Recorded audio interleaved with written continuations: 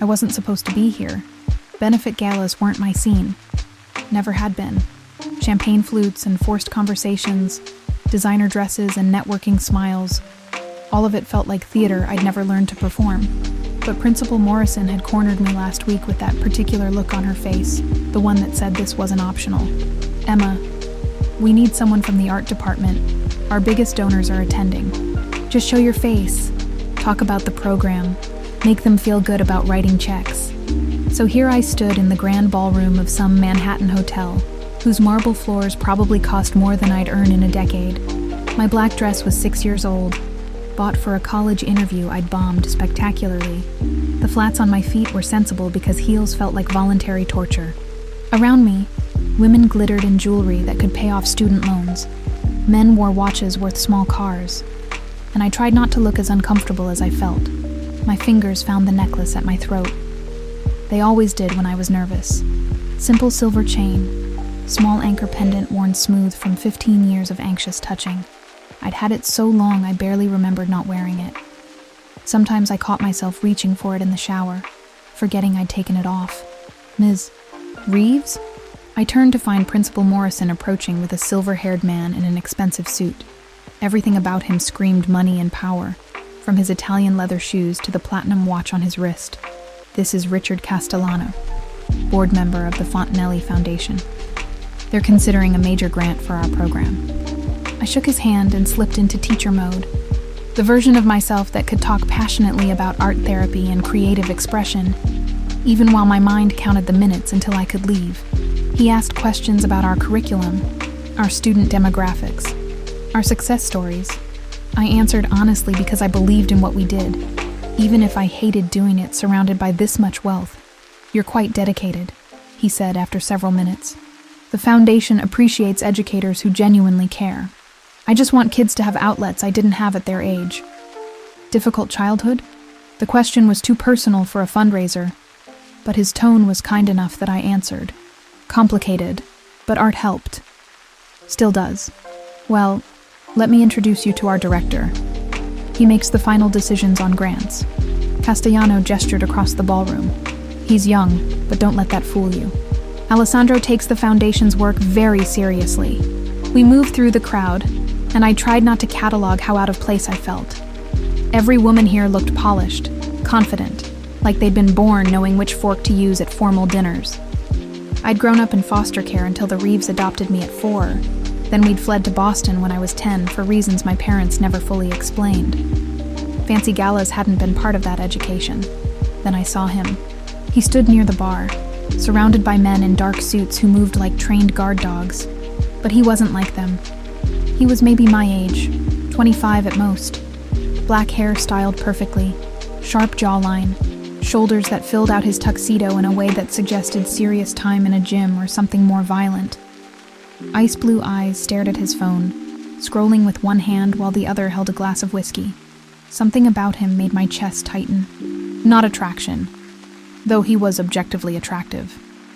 Something deeper, more unsettling, like my subconscious recognized something my conscious mind couldn't place.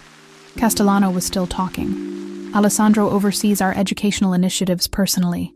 He believes strongly in giving back to communities that need it most." Alessandro.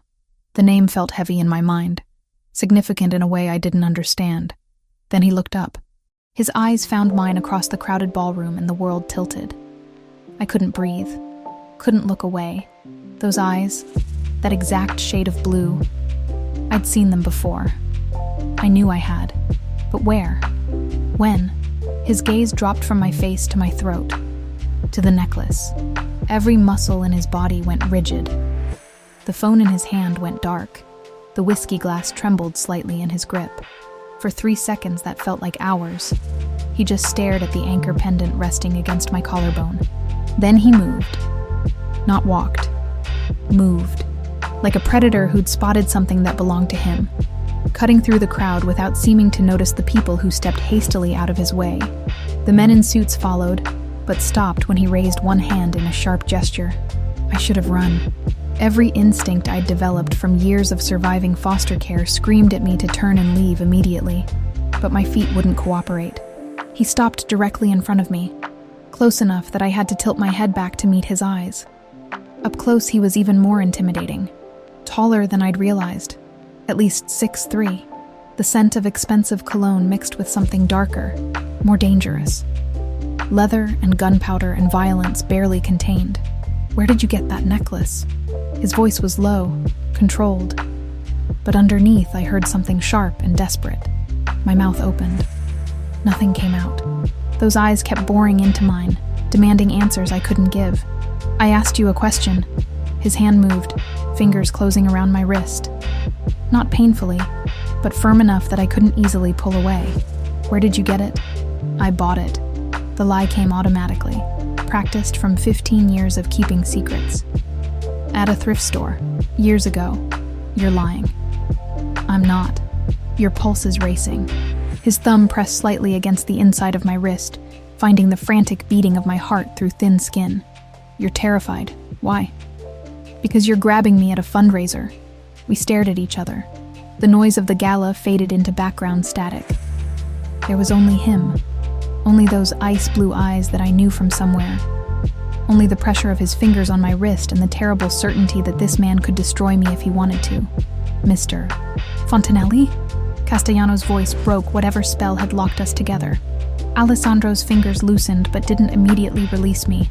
When they finally did, my wrist burned where he'd touched me, like his fingerprints had been branded into my skin.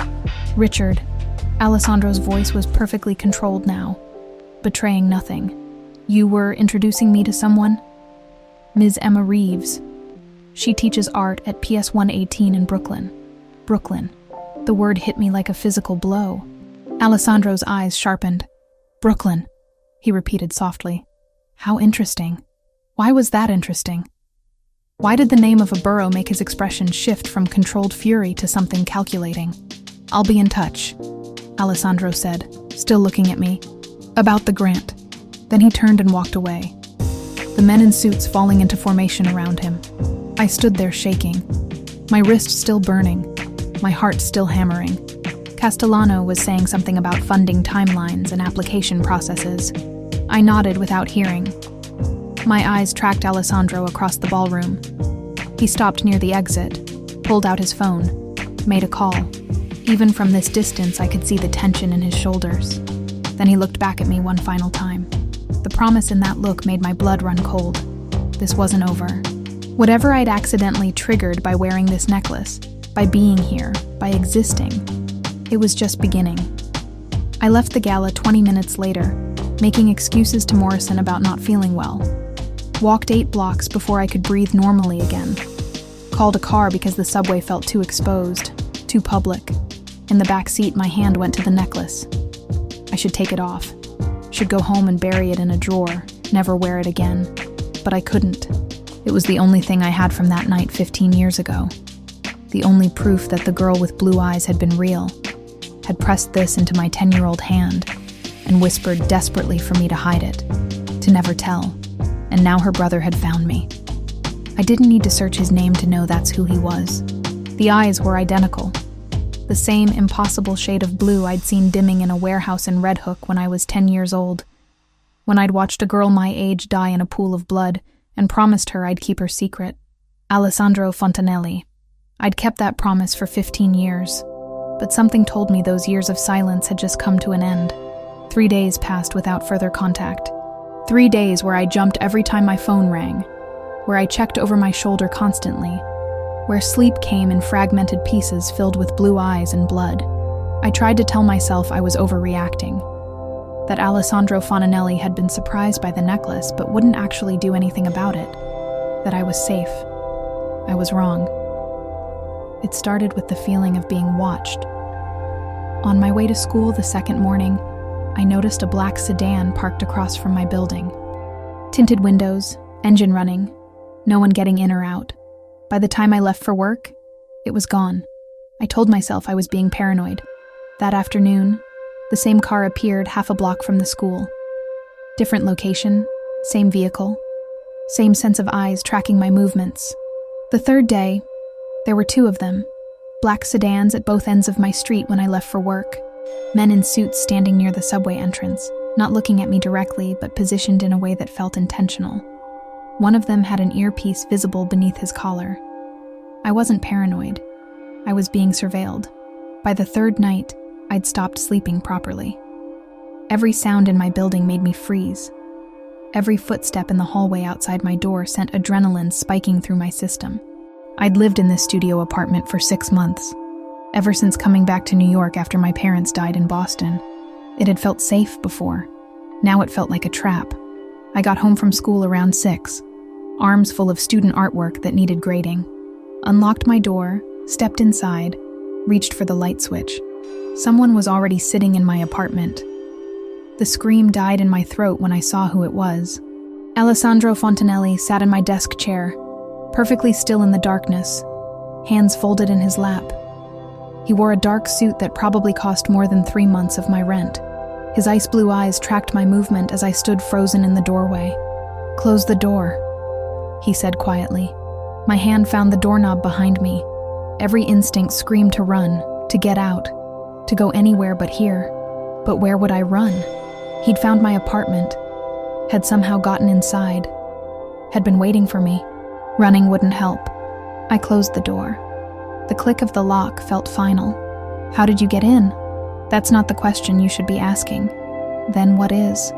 You should be asking how long I've known where you live, how much I know about you, and why you're still breathing when you've been lying to me. He stood in one fluid movement, towering over me even from across the small space.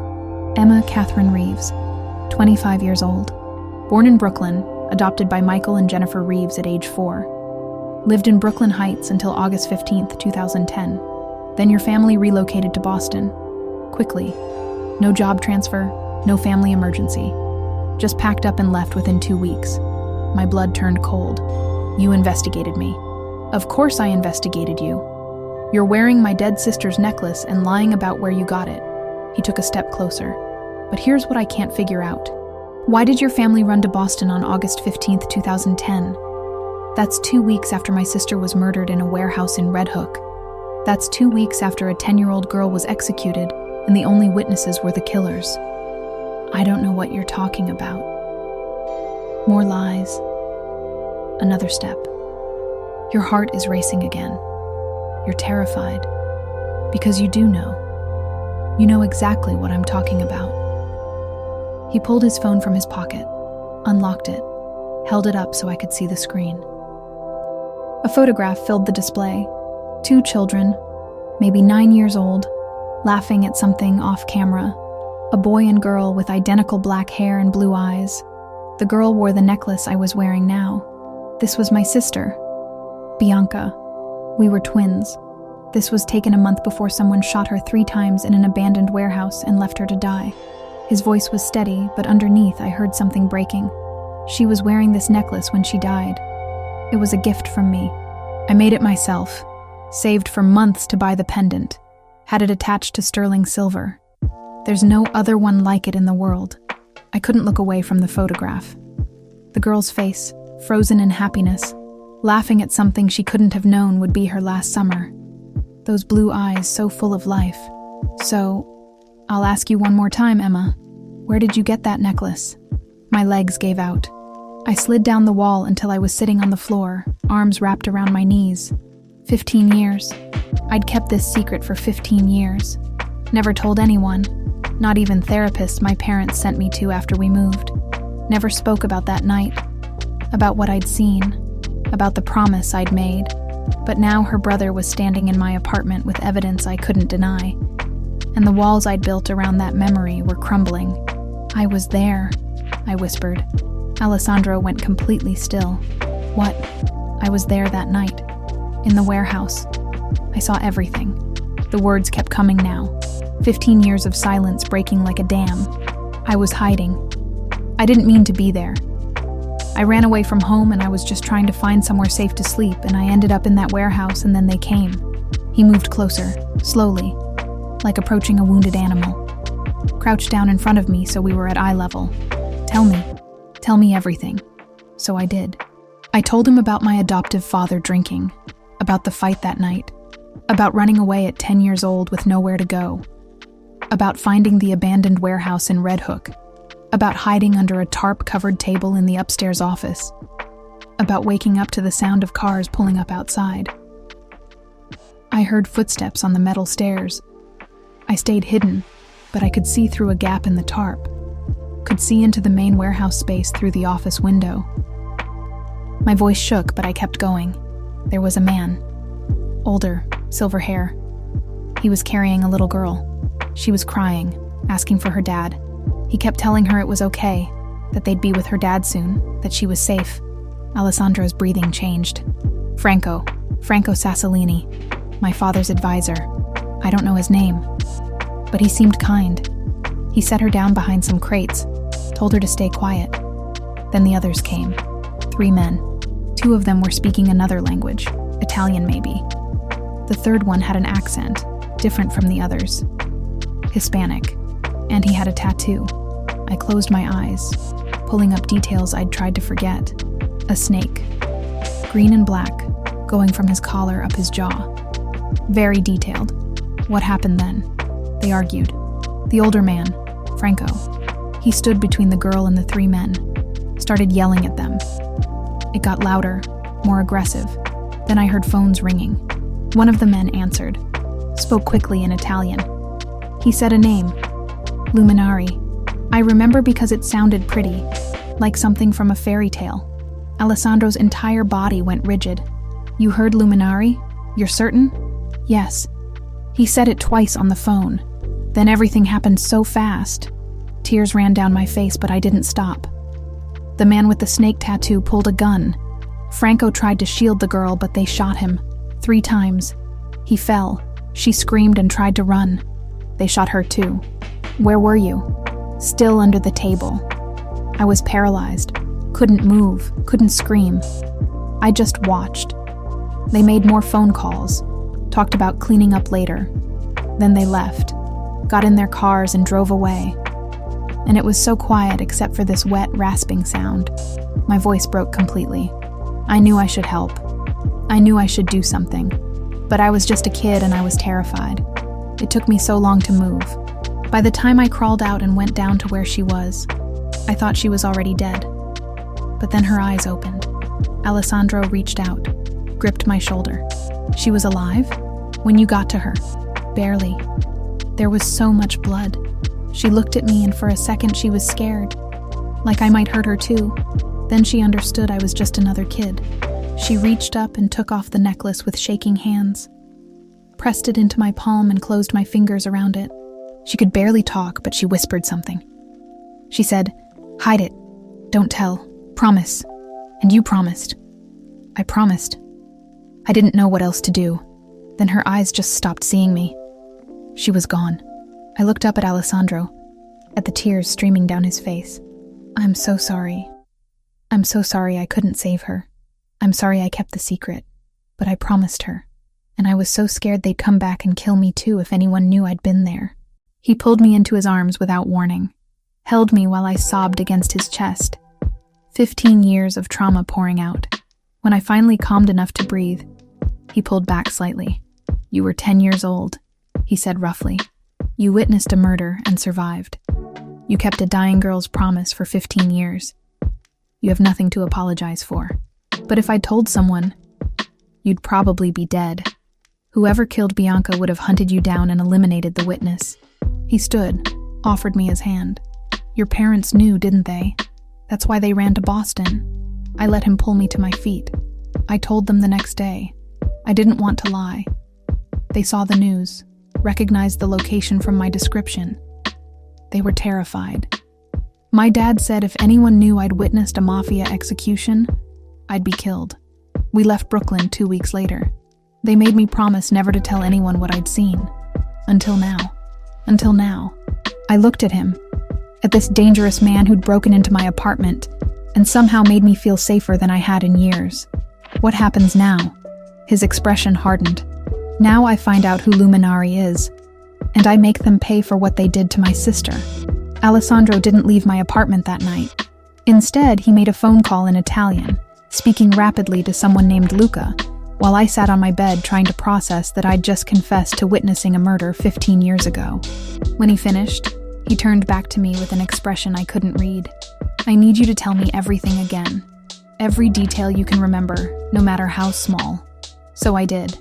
We sat on opposite ends of my bed, and I walked him through that night in excruciating detail. The sound of cars arriving, the way Franco had carried Bianca so carefully, the exact words he'd spoken about her father being somewhere safe, the argument between Franco and the three men. Wait, Alessandro interrupted. You said Franco mentioned my father, that they'd be with him soon. What were his exact words? I closed my eyes, reaching back. He said your dad is waiting. We'll be there soon. You're safe now. Something like that. He kept reassuring her. Alessandro pulled out his phone, typed something quickly. My father was alive that night. He wasn't killed until 3 weeks later. The official story was that the Russians killed him in retaliation for the conflict they supposedly started by murdering Bianca. But if Franco was taking Bianca to meet our father somewhere safe, then your father knew something was wrong. He was trying to protect her, which means he knew there was an internal threat. Someone close enough to the family that he couldn't trust normal channels. Alessandro's jaw tightened. Tell me more about the three men, the two who spoke Italian first. I tried to visualize them. One was taller, muscular build, dark hair. He was the one who made the phone call, who said luminari. The other was shorter, stockier. They both wore dark clothes. Nothing distinctive I can remember. And the third? The one with the tattoo? That one was easier. Tall, but not as tall as you. Maybe 6 feet, shaved head, very muscular. The tattoo was incredibly detailed. A snake with its mouth open, fangs showing. It started at his collar and went all the way up the left side of his neck to his jaw. Green and black ink. He wore a leather jacket even though it was summer. And when he spoke, he had a strong accent. Spanish, I think, but I was 10. I couldn't tell you exactly what kind. Alessandro was typing on his phone again. The snake tattoo, that's distinctive. If he's cartel, someone will know him. And if he's cartel. His expression darkened. The family was told the Solntsevskaya Bratva killed Bianca. Russian Mafia. We've been at war with them for 15 years because of it. But if the actual killer was Mexican cartel, then someone lied about who did it. Someone orchestrated the whole thing, used Bianca's death to start a war that benefited them. He stood, paced my tiny apartment. Roberto Luminari. You heard that name on the phone. Roberto Luminari has been my underboss for the past 4 years. Before that, he served as regent of the family, managing everything after my father died until I was old enough to take control. The implications were staggering. You think he killed your sister? I think he hired someone to kill my sister, killed Franco, and then killed my father to cover it up. Then he spent 15 years positioning himself as my most trusted advisor, while I hunted the wrong enemy. Alessandro's voice was ice. And now you're the only person who can prove it. Fear spiked through me. What does that mean? It means you're in danger. If Roberto finds out you exist, that you witnessed the murder, he'll eliminate you. He's kept this secret buried for 15 years. He won't let one witness destroy everything he's built. But no one knows I was there. I've never told anyone except my parents, and they're dead. I found you in 3 days, Emma. If I could track you down using basic information, Roberto can too. Especially now that he knows I'm interested in you. Alessandro stopped pacing, looked at me directly. Those men following you? That was me. But now Roberto knows I'm investigating something. He'll want to know why.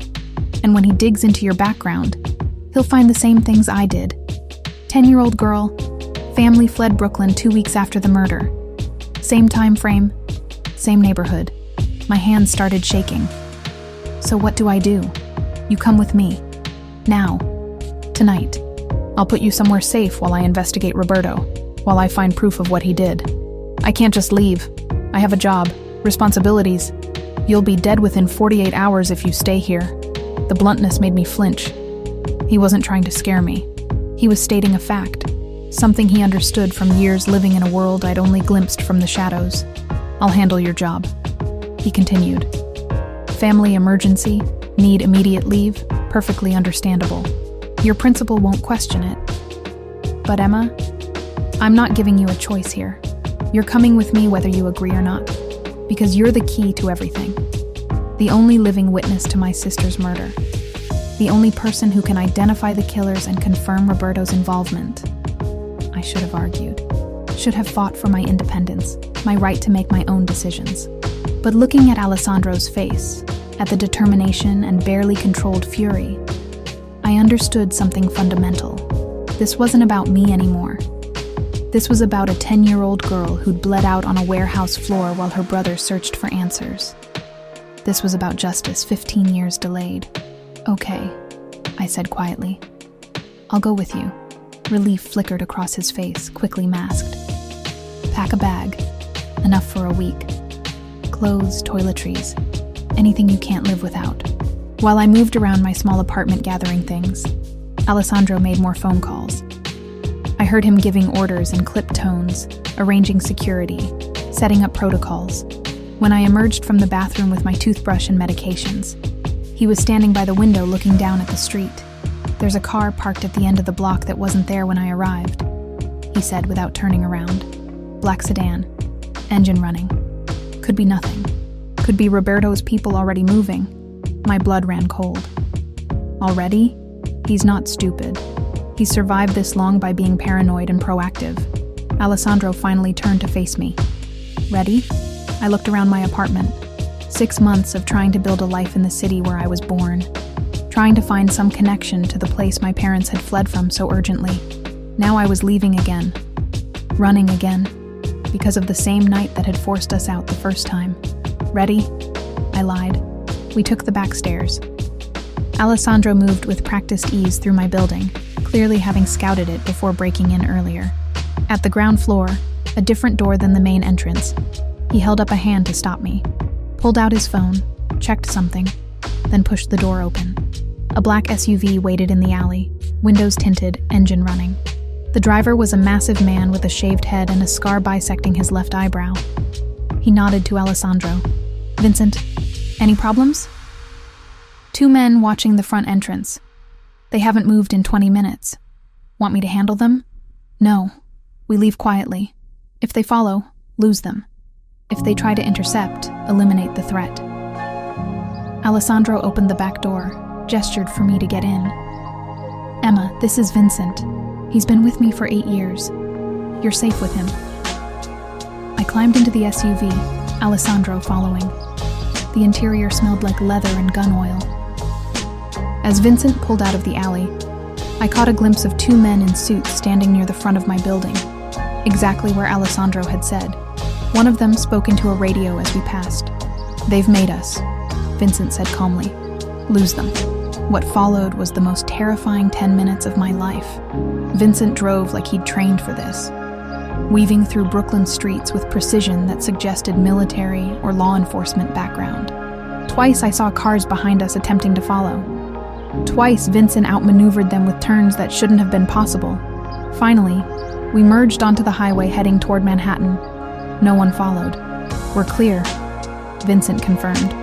Alessandro's hand found mine in the darkness, squeezed once. You did well. Most people panic. I'm panicking now, I admitted. I know, but you're doing it quietly, which is what matters. His thumb traced circles on the back of my hand, a gesture that should have been comforting, but felt charged with something else. Emma, I need you to understand what you're walking into. My world isn't safe. It's not clean or simple. The people I deal with, the things I have to do to maintain control, they're not pretty. You're warning me about violence. I watched your sister die when I was 10 years old. This is different. This is choosing to be part of it instead of accidentally witnessing it. I'm not choosing to be part of your world, I said. I'm choosing not to die. There's a difference. He almost smiled. Fair enough. We drove the rest of the way in silence. Manhattan rose before us, towers of glass and steel glittering in the night. Vincent navigated to a building in Midtown that screamed wealth, pulling into an underground garage secured by gates and armed guards. Welcome to my home, Alessandro said as we got out. For the foreseeable future, it's yours too. The private elevator took us directly to his penthouse. When the doors opened, I stepped into a space that belonged in architectural magazines. Floor-to-ceiling windows overlooking the city. Furniture that was more art than function. Lighting that seemed to come from everywhere and nowhere. It was beautiful and intimidating, and completely alien to someone who'd spent most of her life in modest apartments and foster care bedrooms. The guest room is this way. Alessandro guided me down a hallway. Private bathroom, everything you should need. If something's missing, tell me and I'll have it delivered. The guest room was bigger than my entire studio apartment. King bed with sheets that looked expensive, a desk, a closet that could fit 3 times the wardrobe I owned. Through another door, a bathroom with marble floors and a shower big enough for 4 people. Get some rest, Alessandro said from the doorway. We'll talk more in the morning about what happens next. Alessandro? He turned back. Thank you for protecting me. Even though I'm just a stranger who happens to have information you need. His expression softened slightly. You're not just information, Emma. You were there with my sister in her last moments. You kept her promise for 15 years. That means something. To me, that means everything. Then he closed the door, and I was alone in a room that cost more than I'd earn in 5 years. Processing the reality that my life had just completely disintegrated because of a necklace I'd worn every day without thinking. I should have been terrified. I was terrified, but underneath the fear was something else. Something that felt almost like relief. For 15 years I'd carried this secret, this weight. Now someone finally knew. Someone who understood what it meant, who could finally give Bianca the justice she'd deserved. Whatever came next, at least I wasn't carrying it alone anymore. I woke to sunlight streaming through floor-to-ceiling windows, disoriented for a moment about where I was. Then memory crashed back. Alessandro. The penthouse. Running from men who wanted me dead because I'd witnessed a murder 15 years ago. I checked my phone. 7:30 in the morning. 14 missed calls from Principal Morrison, and 3 texts asking where I was. My stomach twisted with guilt. But what could I say? Sorry, can't come in, hiding from the Mafia. When I finally worked up the nerve to leave the guest room, I found Alessandro in the kitchen area. He'd changed from last night's suit into dark jeans and a gray Henley that emphasized his build. Coffee mug in hand, phone pressed to his ear, speaking rapid Italian to someone. When he saw me, he ended the call. Morning, there's coffee and I had breakfast delivered. Help yourself. The kitchen island was loaded with pastries, fruit, bagels, cream cheese, enough food for 6 people. My stomach rumbled despite the anxiety. I need to call my principal, I said, pouring coffee.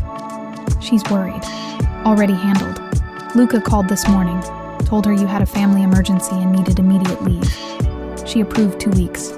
Luca, my second in command. He's been with me since I took control of the family 4 years ago. Alessandro watched me doctor my coffee with cream and sugar. How'd you sleep? Barely. You? Same. I've been working on identifying your snake tattoo friend since 4 this morning. He pulled out a tablet, swiped to an image. Is this him? I looked at the photo. A man with a shaved head and neck tattoo, exactly as I remembered. The snake's fangs visible even in the grainy surveillance shot. My breath caught. That's him. That's the man who shot Bianca and Franco. Alessandro's expression went cold and satisfied simultaneously. His name is Javier Castillo, freelance sicario who works primarily for the Cartel de Sinaloa, based in Tijuana but travels for high-value contracts. He's wanted in 3 countries for murder, trafficking, and weapons charges. How did you find him so fast? I have contacts who specialize in this kind of information. Description of a distinctive tattoo combined with cartel connections. Timeline from 2010, it was enough. He swiped to another image, this one a dossier with details in Spanish and English. According to my sources, Castillo did several jobs in New York between 2009 and 2011, then nothing in this region for over a decade. Because Roberto didn't need him anymore, I said quietly. Once Bianca and your father were dead, the job was done.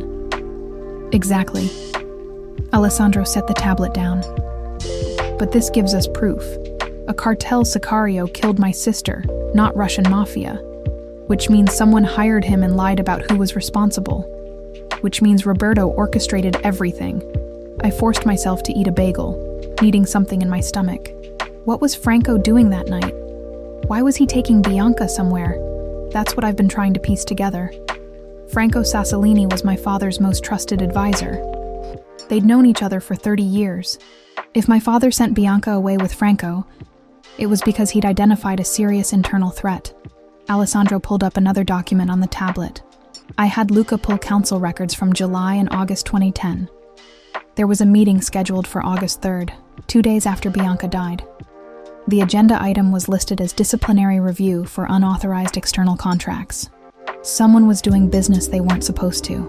My father was planning to bring formal charges against someone in the family, someone high-ranking enough that it required council approval for punishment.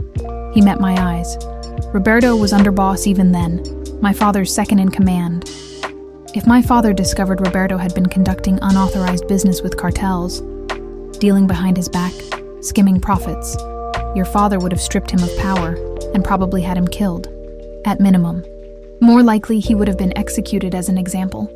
Alessandro's voice was matter-of-fact, like we were discussing firing an employee instead of murder.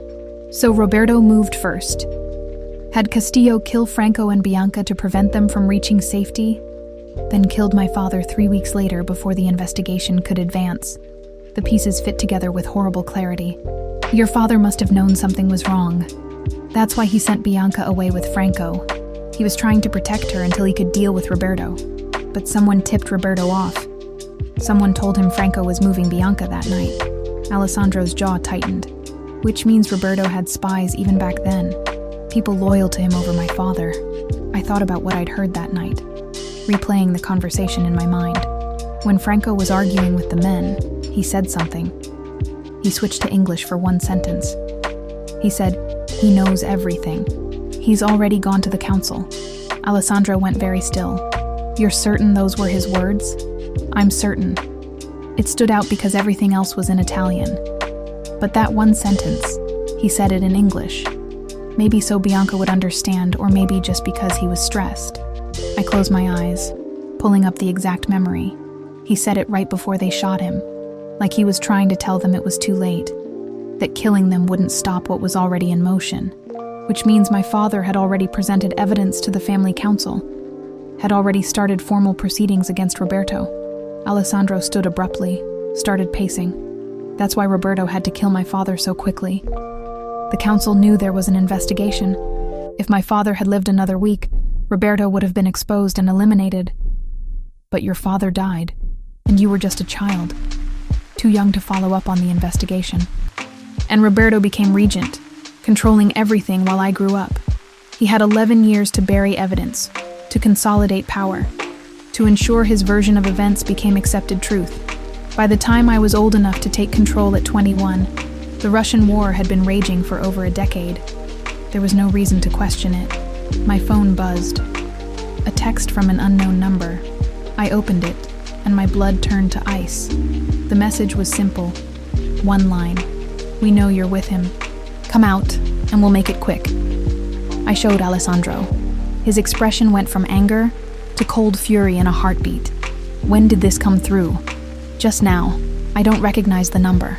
He took my phone, did something with it, then handed it back. "They tracked you through your phone." I should have thought of that last night. "We'll get you a clean device today." "Alessandro, they know I'm here. They know I'm with you. They know you're somewhere with me. This building is a fortress. They can't get to you here." But his tone suggested he was trying to convince himself as much as me. "I need to move faster. Roberto's escalating, which means he's panicking." As if summoned by the conversation, Alessandro's phone rang. He glanced at the screen, and something flickered across his face. "It's Roberto. Are you going to answer?" "I have to. If I avoid him now, it confirms I'm onto him." Alessandro composed his expression into neutrality before answering. "Roberto, good morning." I couldn't hear the other side of the conversation, but I watched Alessandro's face carefully. His expression remained controlled, but his free hand curled into a fist against the counter. "No, I haven't been avoiding you. I've been dealing with some personal matters. Nothing that concerns family business." Pause. "I don't think that's necessary. Whatever you need to discuss can wait until our scheduled meeting Thursday." Another pause. Longer this time. "No, Roberto. I'm not meeting you today. I said Thursday." He ended the call, set the phone down deliberately. "He wants to meet immediately. Says there are urgent matters requiring my attention. He's never pushed this hard before. Because he knows something's wrong. He knows you're investigating. Or he knows about you. Alessandro's eyes met mine. Emma, I need to ask you something, and I need complete honesty. When you were in that warehouse, did anyone see you? Even for a second? Any chance one of those men knew there was a witness? I thought back, replaying every moment. I don't think so. I was completely hidden under the tarp. They never came upstairs to the office area. After they left, it was several minutes before I moved. By then they were gone. But there's a chance, a small one, that they saw movement, heard something, noticed something was off. I suppose there's always a chance. But I was terrified. I barely breathed. 15 years, Emma. Roberto's kept this secret for 15 years. If he even suspects there was a witness, someone who could destroy everything he's built, he'll eliminate that threat without hesitation. Alessandro moved closer, his presence overwhelming in the bright kitchen. Which means you can't leave this penthouse. Not for any reason. Not until I've dealt with Roberto and neutralized the threat. How long will that take? Days. Maybe a week. I need to gather enough evidence to prove to the family council that Roberto betrayed us. I need documentation, witnesses, something beyond just your testimony. He reached out, tucked a strand of hair behind my ear. The gesture was gentle but possessive. I know this feels like a cage, but it's a cage that keeps you breathing. And if Roberto comes here, if he forces a meeting, then he'll have to go through 12 armed men and me. And I promise you, Emma, he won't get to you. I failed to protect Bianca. I won't fail to protect you. The intensity in his voice made something in my chest tighten. This wasn't just about finding his sister's killer anymore. Somewhere in the past 24 hours, I'd become something more than a witness to him, something personal. Outside the windows, the city sprawled beneath us. Millions of people living ordinary lives, going to jobs, drinking coffee, completely unaware that 20 floors above them, a woman was hiding from killers because she'd made a promise to a dying child 15 years ago. I need to do something, I said. I can't just sit here waiting. If I'm stuck in this penthouse, give me something to do, something useful. Alessandro considered this, then nodded. Write down everything you remember from that night. Every detail, no matter how small. Descriptions of the 2 Italian men. Any other words you heard. The exact timeline. Anything that might help us identify everyone involved. You think there were others besides Roberto? Roberto didn't act alone. Someone helped him, covered for him, possibly carried out the actual murders under his orders. If we can identify everyone involved, we can dismantle his entire network. He handed me the tablet. Start writing. I'll have Luca bring you a clean laptop and phone later. As he turned to leave, my hand caught his wrist. Alessandro, thank you for believing me, for protecting me. I know I'm just some random teacher who happened to witness something, but you're not random, he interrupted. You were there when my sister died. You gave her comfort in her last moments. You kept her promise for 15 years. That makes you family in a way Roberto never was. His hand covered mine where it gripped his wrist, and I protect my family. Then he was gone, disappearing into his office to make calls in Italian, while I sat at his kitchen counter trying to write down memories I'd spent 15 years trying to forget. 5 days trapped in Alessandro's penthouse. 5 days of watching the city through floor-to-ceiling windows, feeling like a bird in a very expensive cage. The guards rotated shifts every 8 hours. I learned their names, their patterns, the way they moved through the space like well-trained shadows. Marcus during the day, David in the evenings, Vincent at night. All of them unfailingly polite, constantly armed, never quite looking me in the eye. Alessandro disappeared for hours at a time, handling business he wouldn't discuss. Sometimes I'd hear him on phone calls in Italian, his voice sharp with command. Other times he'd work in his office with the door closed, and I'd see the glow of his computer screen through the frosted glass. He'd check on me periodically, ask if I needed anything, then vanish again into whatever violent world he inhabited. I spent my time writing down everything I remembered from that night, filling pages with details I'd tried to forget. The sound of Bianca's breathing as she died, the exact shade of Franco's silver hair, the pattern of blood on the concrete floor, every word I could remember from the phone conversations. Alessandro collected these notes like they were sacred texts, studying them for hours, cross-referencing with information I wasn't privy to. By the sixth night, I was going quietly insane. The penthouse was beautiful, but it was still a prison. I couldn't leave, couldn't see friends, couldn't even open a window because Alessandro was paranoid about sniper positions. The walls were closing in. I couldn't sleep again. Too much nervous energy, too much thinking about Roberto hunting me, too much replaying that warehouse scene on an endless loop. Around 2 a.m, I gave up and went to the living room in pajama pants and an oversized t-shirt Alessandro had given me when my clothes ran out. The city glittered beyond the windows like scattered diamonds. How many people out there were sleeping peacefully, unaware that a war was brewing in the shadows? How many of them had witnessed murders and kept the secret for 15 years? Can't sleep? I spun around.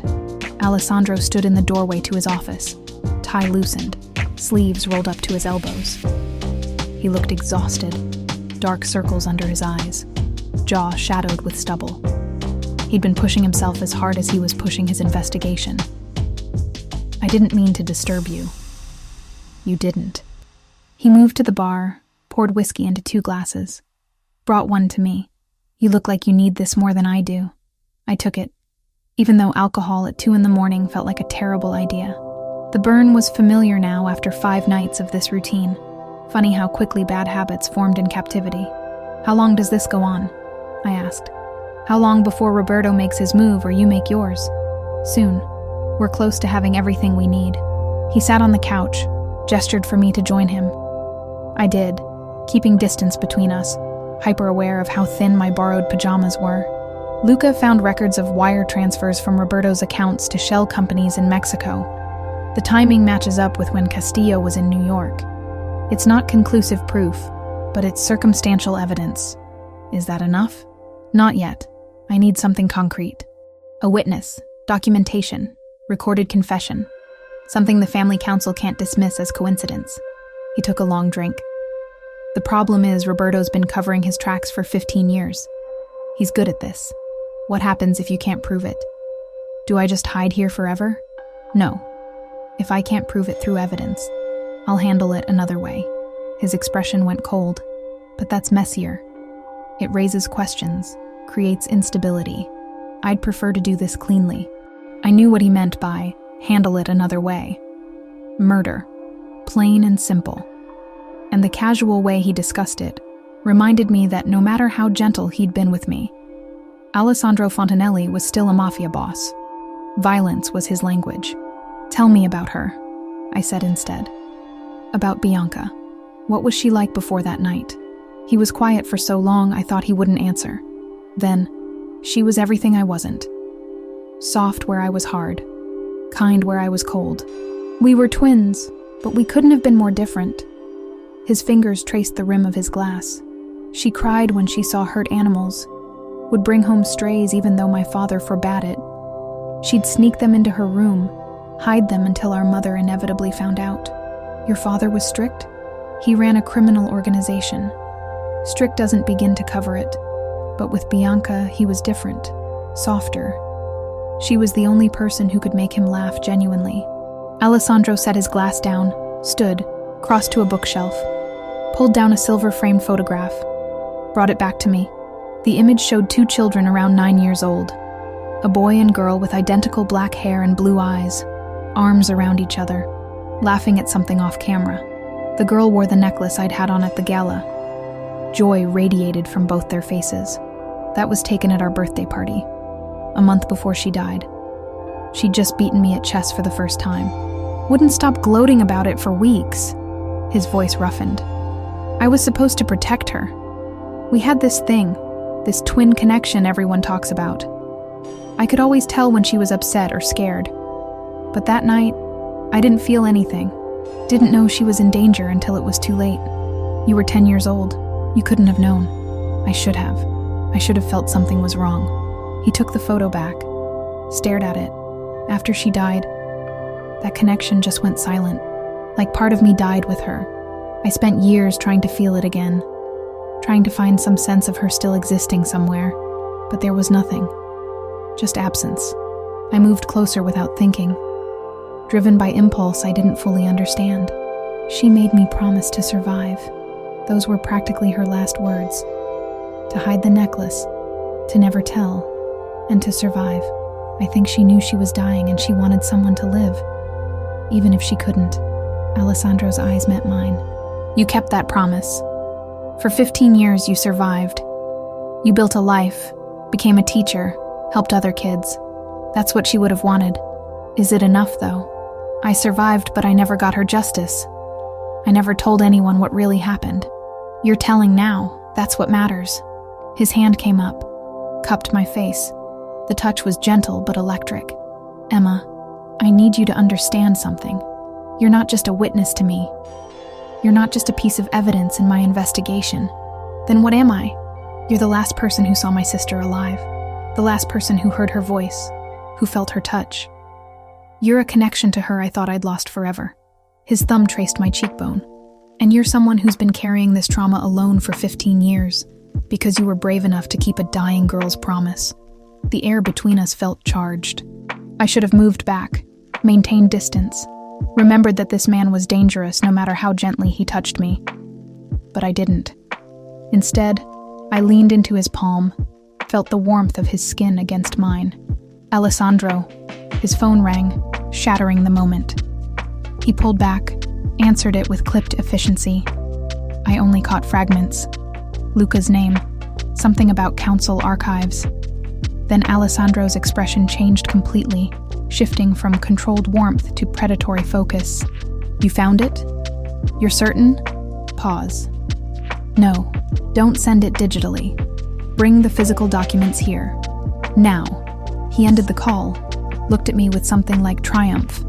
Luca found what my father presented to the family council in July 2010. Formal accusations against Roberto with documented evidence of unauthorized cartel dealings, skimming operations, and betrayal of family interests.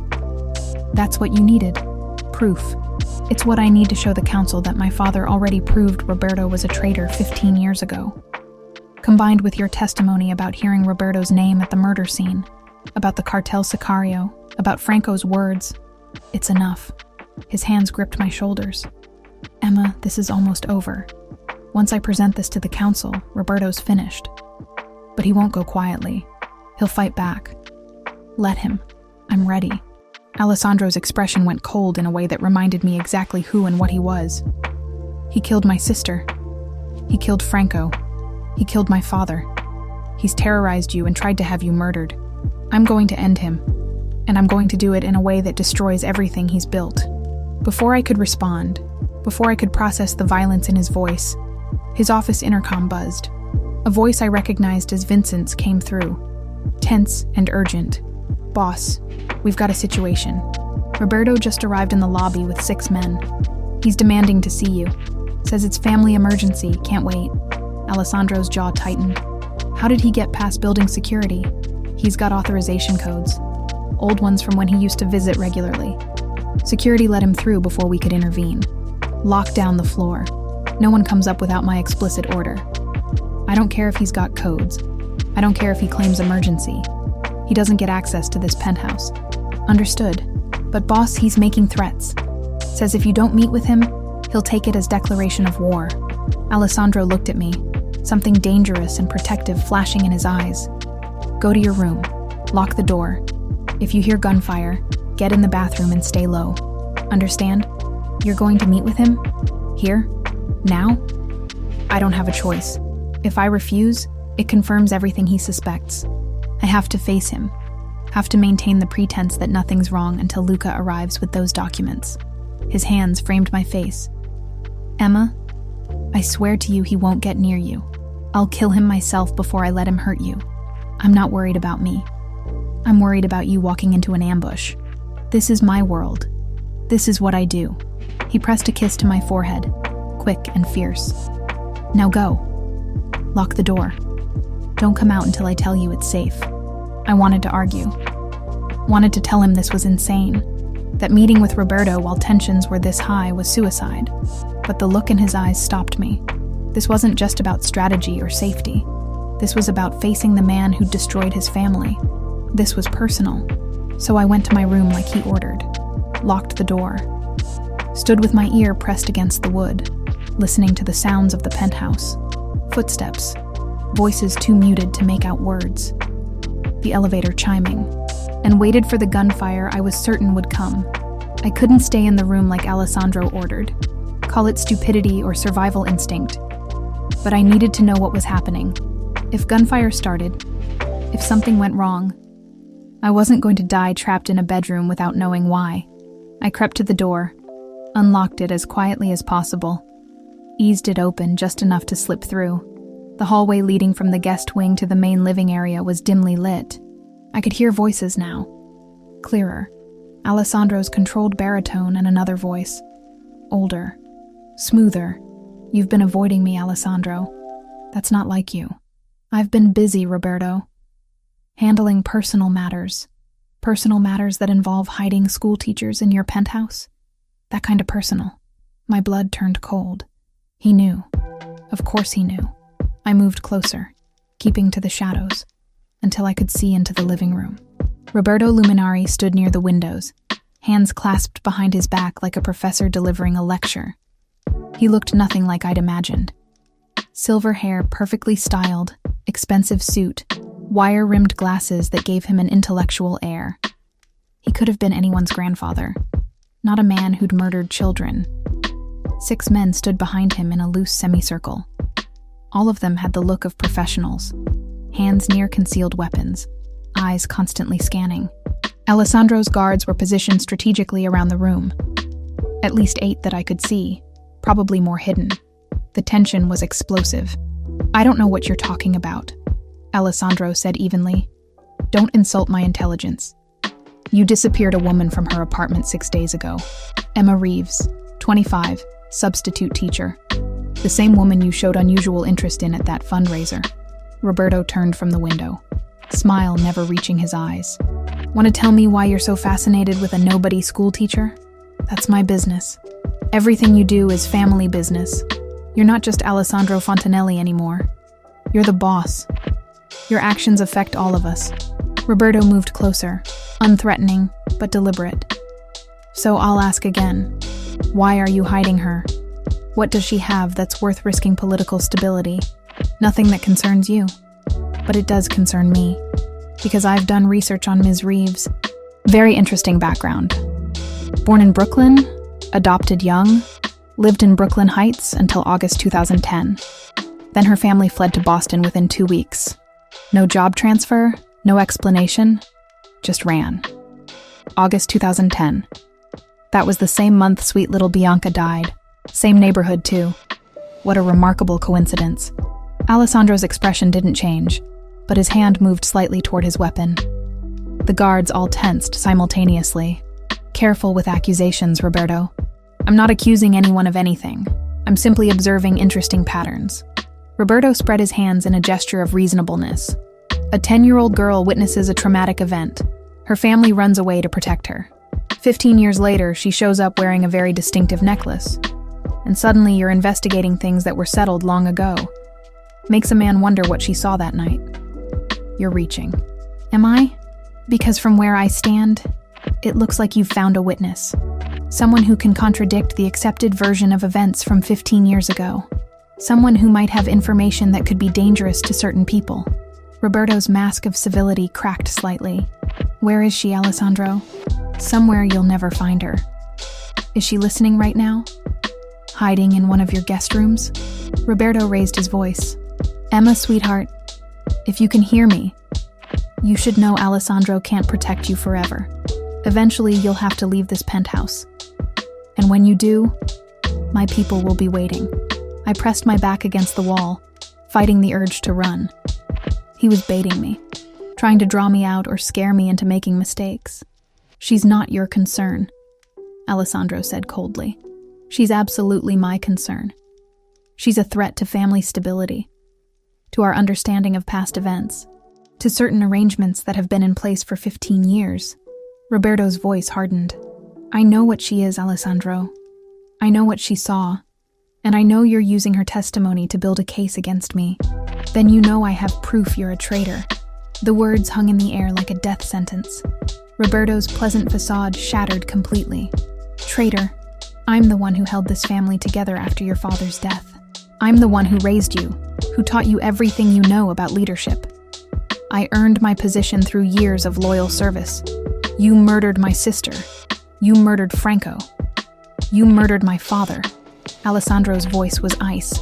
"You hired a cartel sicario named Javier Castillo to kill them, then blamed the Russians to start a war that kept everyone distracted while you consolidated power. You've been lying to my face for 15 years. Roberto laughed. Actually laughed. "You're basing this fantasy on the word of some teacher who claims she witnessed something 15 years ago when she was a traumatized child?" "Alessandro, I expected better.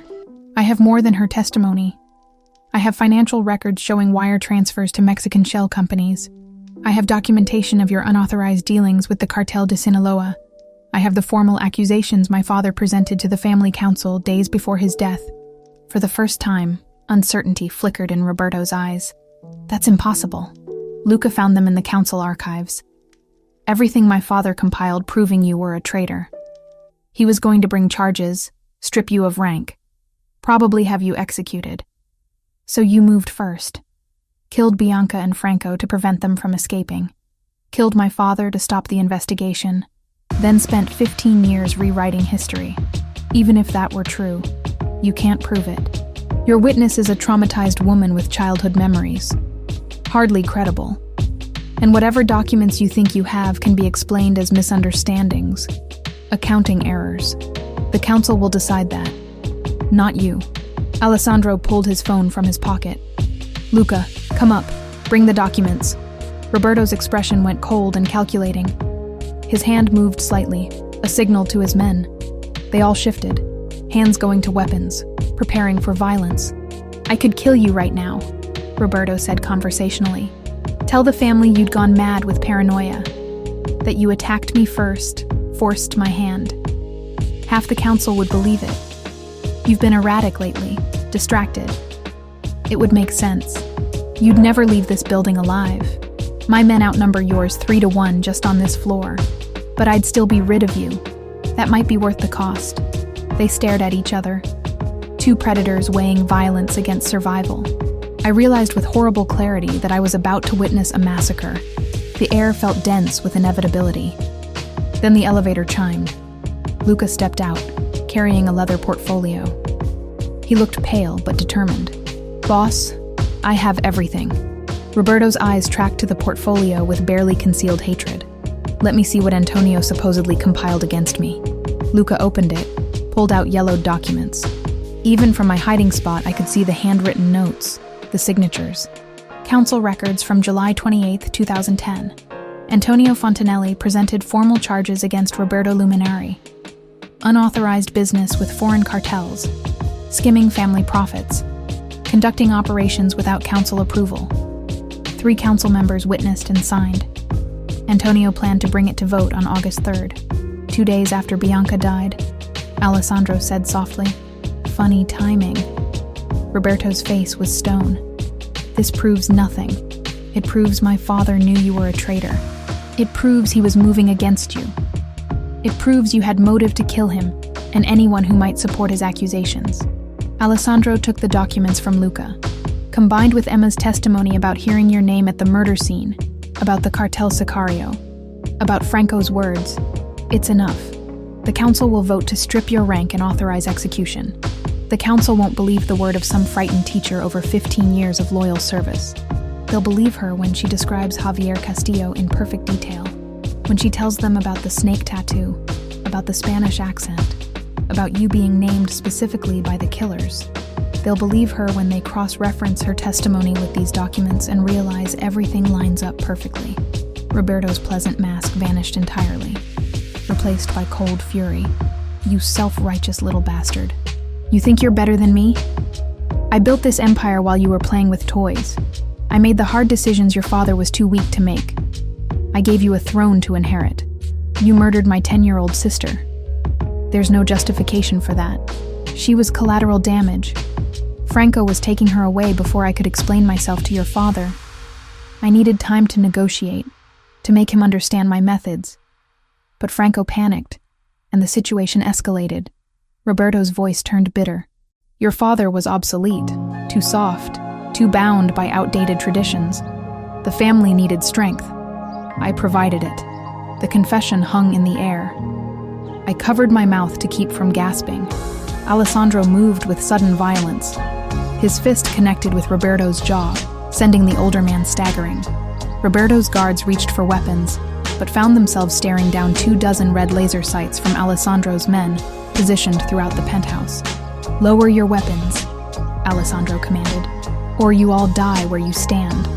Slowly, reluctantly, Roberto's men complied. Alessandro hauled Roberto up by his collar, slammed him against the window hard enough I heard it crack. You killed my sister. You killed Franco, who was loyal to my father for 30 years. You killed my father and made me call you mentor for 15 years while you lied to my face about everything. Alessandro's voice was deadly quiet. You destroyed my family. And for what? Power? Money? Pride? Roberto spat blood. For survival. For the future of this organization. Your father would have run us into the ground with his sentimentality. He would have led with honor, something you know nothing about. Alessandro pulled his gun, pressed it against Roberto's temple. The older man's eyes widened with genuine fear for the first time. Wait. Alessandro. Wait. We can negotiate this. I have information, resources, connections that could benefit you. I don't negotiate with child killers. That witness of yours. She's still vulnerable. My people know about her. Even if you kill me, they'll finish the job. She'll never be safe. Alessandro hit him again, then again. Roberto crumpled to the floor, face bleeding, glasses shattered. Her name was Bianca, my sister, your victim. Say her name. Alessandro, please. Say it. Bianca, Roberto sobbed. Her name was Bianca, and I had her killed because she was in the wrong place. And Franco, and your father. I did it all to protect what I'd built. I'm sorry. I'm sorry. Sorry isn't enough. The gunshot was deafening in the enclosed space. Roberto's body jerked once, then went still. Blood spread across the white marble floor like dark wine, pooling around his head. I couldn't move. Couldn't breathe. I'd just watched Alessandro execute a man in cold blood. Watched him pull the trigger without hesitation, without remorse. The man who'd been gentle with me, who'd kissed my forehead an hour ago, had just become a killer right before my eyes. Alessandro stood over the body for a long moment. Then he turned, looked directly at my hiding spot in the shadows. Our eyes met across the distance. Emma. I ran. Back to the guest room, slamming the door, locking it even though I knew it wouldn't keep him out if he wanted in. Collapsed on the bed, hands over my ears like I could unhear that gunshot. Unsee the blood spreading across expensive marble. Footsteps approached. A soft knock. Emma. Let me in. Go away. Please. You killed him. You just shot him in the head in your living room. He deserved it. That's not justice. That's execution. In my world, they're the same thing. His voice was steady through the door, no hint of regret. He murdered 3 people. He destroyed my family. He tried to have you killed. What did you expect? That I'd hand him over to the police? I pressed my palms against my eyes, trying to block out the image of Roberto's body on the floor. I knew what you were. I knew you were dangerous. But seeing it, watching you pull that trigger, it's different. It makes it real. Silence. Then quietly, I know, and I'm sorry you had to see it, but Roberto needed to die, and he needed to know exactly why before the end. I couldn't argue with that, but I also couldn't reconcile the man who'd held me gently hours ago with the one who'd just committed murder without flinching. I didn't see Alessandro for 3 days after Roberto's death. He was handling what he called cleanup, which I tried not to think about too carefully. The body was gone when I finally emerged from the guest room the next morning. The marble floor spotless, no evidence that a man had died there, like it had never happened. But I knew better. The image was burned into my memory alongside Bianca bleeding out 15 years ago. Some things you couldn't unsee. The guards were different now. More of them, rotating more frequently, all on high alert. Vincent explained when I asked that Roberto's death had created instability. His loyalists were still out there, some of them high-ranking. The family council was meeting to review evidence, to decide if Alessandro had been justified. Until they voted, we were in a holding pattern. On the fourth morning, Alessandro finally appeared. He looked exhausted, older than his 25 years. Shadows under his eyes, jaw tight with stress, shoulders carrying weight I couldn't begin to imagine. "Can we talk?" he asked from the kitchen doorway. I'd been making coffee, trying to maintain some semblance of routine while trapped in his penthouse. "I suppose we have to eventually." He poured himself a cup, leaned against the counter. "I know seeing Roberto die was traumatic. I know it confirmed every fear you have about what I am, what I'm capable of. But I need you to understand something. He wasn't going to stop. If I'd let him walk out of here, he would have escalated, would have come after you, after anyone who could expose him. I understand the logic.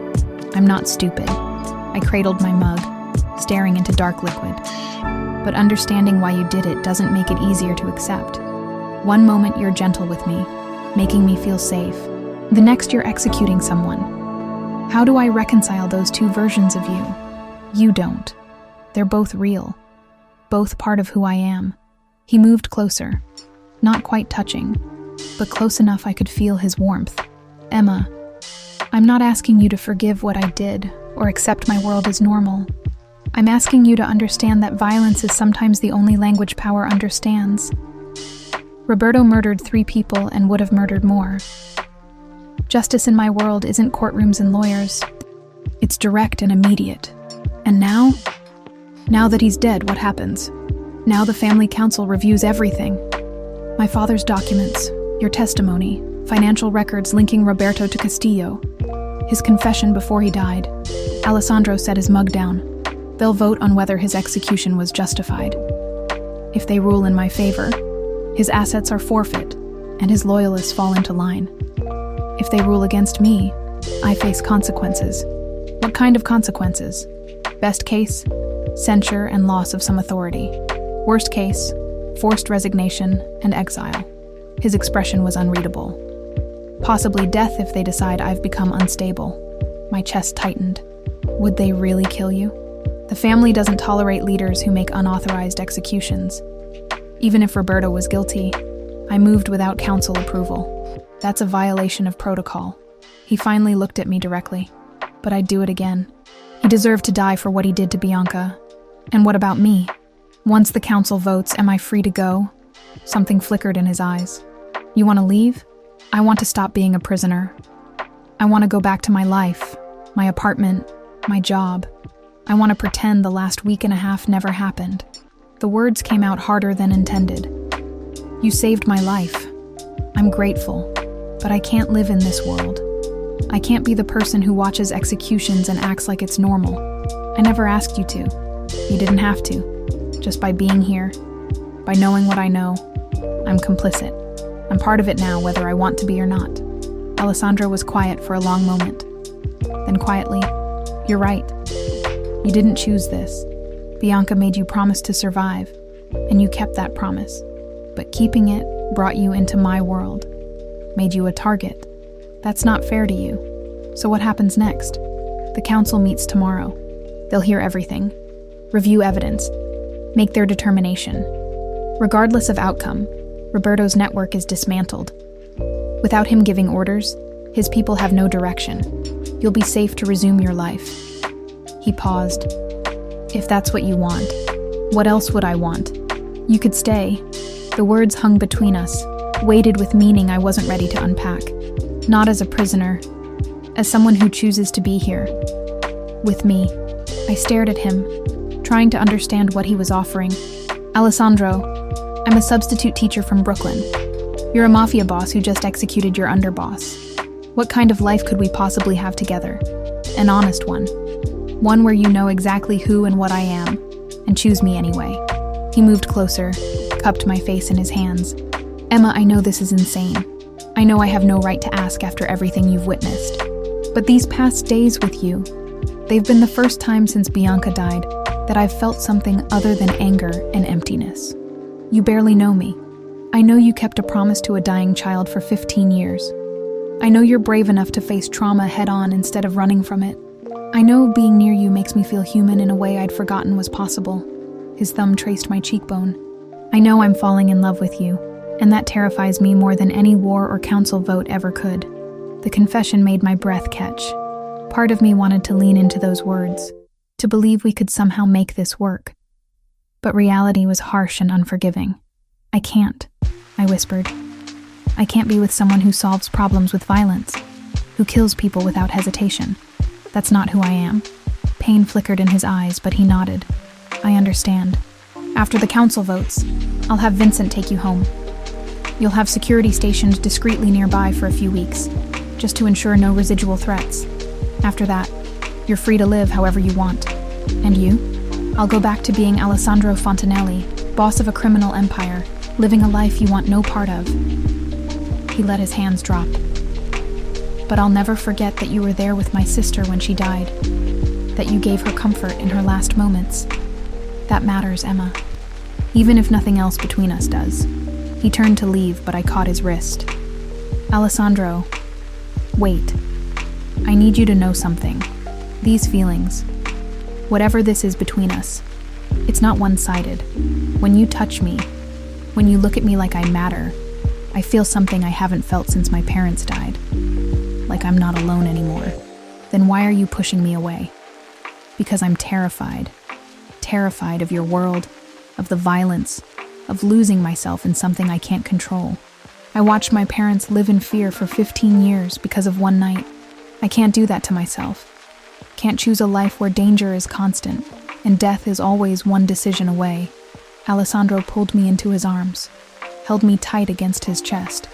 I could hear his heart beating, strong and steady despite everything. I wish I could promise you safety. I wish I could be someone other than what I am. But I can't lie to you. Not after everything. My world is dangerous. It always will be. And anyone close to me lives with that reality. I know. I pulled back enough to look at him. That's why I have to leave. Not because I don't care about you. Because I care too much to watch you become more of what killed Bianca. You think I'll end up like Roberto? I think violence breeds violence. I think the more you kill, the easier it becomes. I think eventually you'll stop seeing people as human and start seeing them as obstacles or threats. I touched his face gently. And I think you deserve better than that. Better than becoming the thing you hate. He kissed me then, fierce and desperate, like he was trying to memorize the taste of me before I disappeared. I kissed him back, pouring 15 years of loneliness and fear and desperate need for connection into it. When we finally broke apart, we were both breathing hard. If circumstances were different, he said roughly. If I was anyone else, would you stay? If circumstances were different, we never would have met. Bianca would still be alive and you'd be living whatever life she'd have wanted for you. I managed a sad smile. I'm glad I met you, Alessandro. I'm glad I could finally tell someone the truth about that night. But we were never meant to be anything more than this. Two people brought together by tragedy, trying to find justice for a little girl who deserved so much better. She did deserve better. So do you. He stepped back, putting distance between us. The council meets at noon tomorrow. Luca will bring you my decision after that. Whatever they decide, you'll be free by tomorrow night. What if they rule against you? What if you're in danger? Then I'll handle it the way I handle everything. With violence and strategy and whatever it takes to survive. His expression hardened back into the cold mask I recognized from our first meeting. But you don't need to worry about that. By tomorrow night, you'll be back in your apartment. Back to your life. This will all be a strange 2 weeks. You'll eventually convince yourself with some kind of fever dream. Will you be okay? After I leave? I've been alone since Bianca died. Another decade or two won't make much difference. He moved toward his office, then paused. Emma, thank you for keeping her promise, for surviving, for giving me closure I thought I'd never have. That means everything. Then he was gone, door closing behind him with quiet finality. I stood in the kitchen of his expensive penthouse, coffee going cold in my hands, wondering how I'd managed to fall for someone whose world I couldn't possibly inhabit. Tomorrow the council would vote. Tomorrow I'd be free. Tomorrow I could go back to teaching art to fourth graders and pretending the past 2 weeks hadn't happened. So why did freedom feel like the worst kind of prison? Vincent drove me back to my apartment 2 weeks after I'd left it. 2 weeks that felt like a lifetime. Alessandro hadn't said goodbye. He'd been gone when Vincent knocked on the guest room door that morning, already at the council meeting that would determine his fate. Luca had delivered the news an hour later. The council ruled in Alessandro's favor. Roberto's betrayal was confirmed through overwhelming evidence. My testimony, combined with Antonio Fontanelli's documents and Roberto's recorded confession, left no room for doubt. Alessandro's execution was deemed justified. His position was secure, and I was free to go. My apartment looked exactly as I'd left it. Student artwork still on the walls, art supplies scattered across the desk, coffee mug in the sink from that last morning before everything changed. Like the world had frozen while I'd been gone. "We'll have someone posted nearby for the next few weeks," Vincent said, setting my bag inside. "You won't see them, but they'll be watching, just in case any of Roberto's people get ideas." "Thank you. Boss wanted me to give you this." He handed me a phone, new and clean. "Your old one was compromised. This one's secure. His number's already programmed in if you ever need anything." After Vincent left, I stood in the center of my tiny studio and tried to feel relieved. I was home. I was safe. Roberto was dead. His network dismantled. The threat was gone. I could go back to teaching. Back to my ordinary life. So why did everything feel hollow? I returned to work the next day. Principal Morrison welcomed me back with sympathy about my supposed family emergency. My students had made welcome back cards. Their messy handwriting and enthusiastic crayon drawings exactly the kind of pure joy I'd needed. For 8 hours, I pretended everything was normal.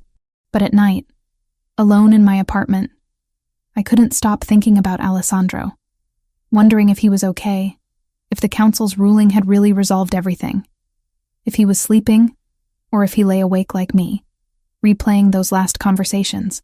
3 days passed, then a week. My phone stayed silent.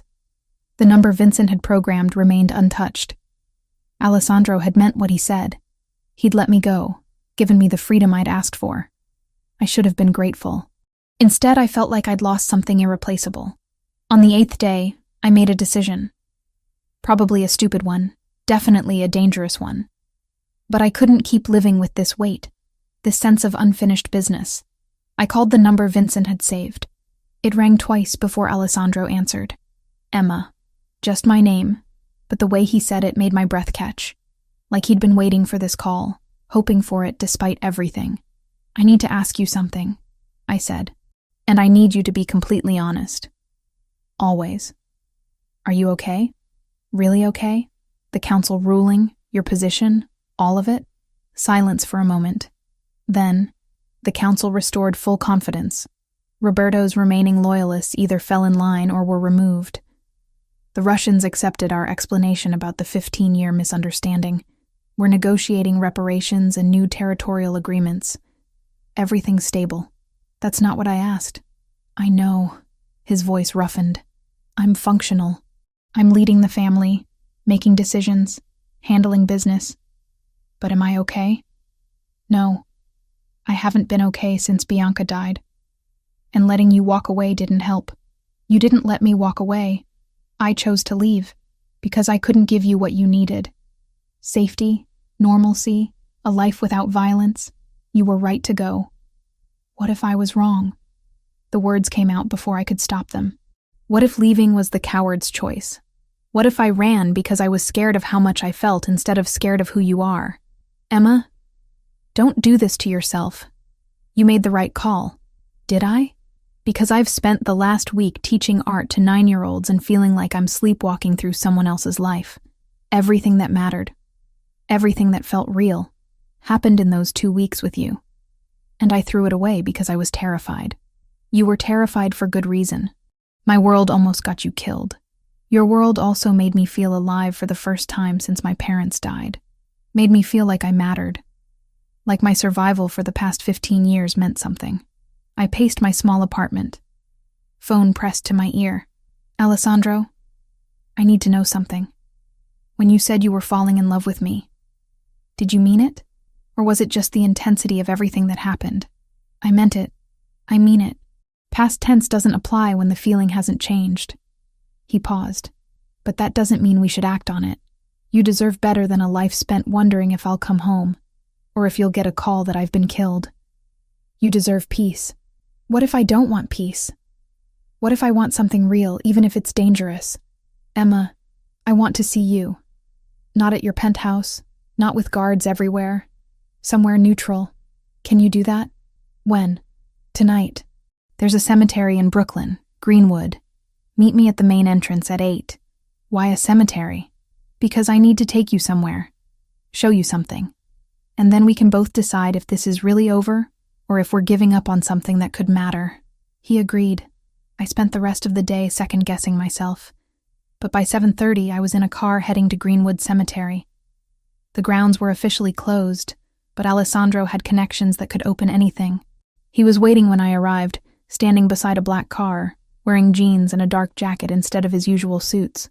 He looked younger, more like the 25-year-old he actually was instead of the Mafia boss he'd been forced to become. "Where are we going?" he asked as I approached. "Follow me." I'd done research during the week I'd been gone. Found records, made calls, discovered information I hadn't known at 10 years old. Now I led Alessandro through winding cemetery paths until we reached a section with newer headstones. There, 2 markers side by side, Bianca Marie Fontanelli, born March 15, 2000, died August 1, 2010, beloved daughter and sister. Franco Giovanni Sassolini, born June 8, 1960, died August 1, 2010, loyal friend and protector. Alessandro stopped dead, staring at the stones like he couldn't quite believe they were real. "I didn't know they were buried together. Your mother arranged it." I found the records. She wanted Bianca laid to rest beside the man who tried to save her. I moved closer to him. I've never visited before. Never could bring myself to face it, but I needed to come here with you. Needed to tell her that her promise worked, that I survived, that I helped you find the truth. Alessandro knelt between the 2 graves, one hand on each stone. "Bianca, I'm so sorry it took me 15 years. Sorry I didn't figure it out sooner. Sorry Roberto got away with it for so long." His voice broke. "But I got him. He's gone.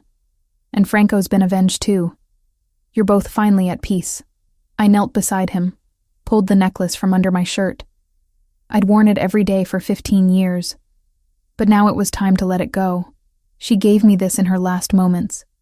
Made me promise to hide it, to never tell, to survive. I kept that promise, Bianca. I survived. And because I did, Alessandro found the truth. Your death wasn't meaningless. It wasn't forgotten. I unclasped the necklace, placed it at the base of Bianca's headstone. The anchor pendant caught the fading sunlight, gleaming silver against dark granite. "Thank you," I whispered. "Thank you for trusting me. Thank you for that final gift. I hope wherever you are, you know you made a difference." Alessandro pulled me against him, buried his face in my hair. We stayed like that for a long time, kneeling between 2 graves, mourning people we'd both lost in different ways. Finally, he pulled back enough to look at me. "Why did you bring me here?" "Because I needed you to see that I'm not running from your past anymore. I'm not scared of the girl who died, or the weight of what I witnessed. I've carried her with me for 15 years. If I'm with you, I'll keep carrying her, but I won't be alone in it anymore. Emma, I still can't promise you safety. I'm not asking for safety. I'm asking for honesty, for a real relationship where I know exactly who you are and what your life involves, where I maintain my own identity, my own life, but build something with you anyway." I took his hands. "I want to keep teaching. I want my own apartment as a refuge when everything gets too intense. I want clear boundaries and the ability to walk away if things become unbearable. But I also want you. Want whatever this is between us. You're asking for a partnership, not a fairy tale. Fairy tales are for people who don't understand that real life is complicated and messy and sometimes terrifying. I understand exactly what being with you means. And I'm choosing it anyway." I met his ice blue eyes. "Are you choosing me back?" He kissed me then, gentle and fierce all at once. When we finally broke apart, He rested his forehead against mine. I choose you. Every day. Every decision. For as long as you'll have me.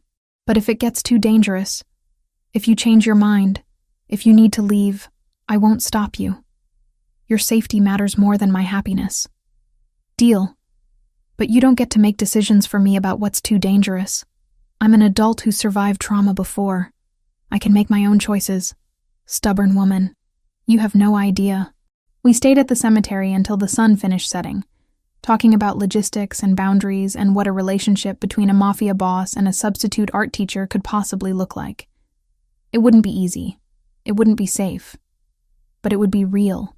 6 months later, I stood in front of a classroom teaching 4th graders about color theory, while Alessandro handled business I deliberately didn't ask about. Most nights I went home to my apartment in Park Slope. Some nights I went to his penthouse in Manhattan. We'd found a rhythm that worked, a balance between his world and mine. And once a month, we visited Greenwood Cemetery together, brought flowers, told Bianca stories about our lives, thanked her for the promise that had brought us together. She'd asked me to survive 15 years ago. I'd done more than that. I'd lived, and I'd found someone who understood that surviving and living weren't always the same thing, but both were worth fighting for. The anchor necklace remained at her grave, returned to its rightful owner, but the promise remained with me, woven into everything I'd become.